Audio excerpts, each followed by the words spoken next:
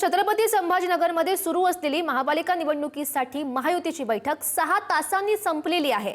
6 तास चाललेली महायुतीची 9वी बैठकही निष्फळ ठरली आहे। तिढा असलेल्या जागांचा अहवाल भाजप आणि शिवसेनेच्या वरिष्ठ नेत्यांकडे पाठवण्यात आलाय आणि वरिष्ठांनी निर्णय घेतल्यानंतर पत्रकार परिषद घेऊन घोषणा केली जाणार असं संजय शिरसाट यांनी म्हटलंय।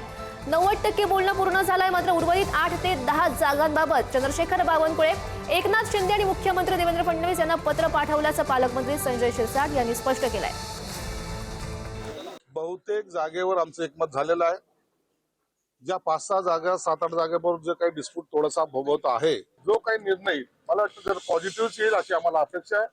कारण की ह्या शहरामध्ये आम्हाला युतीमध्येच निवडणुका लढायचा हा आमचा दोन्ही पक्षाचा आग्रह आहे आणि म्हणून असलेला किरकोळ वाद कसा मिटेल याचा प्रयत्न आम्ही सर्व दोन्ही बाजूंनी करत आहोत।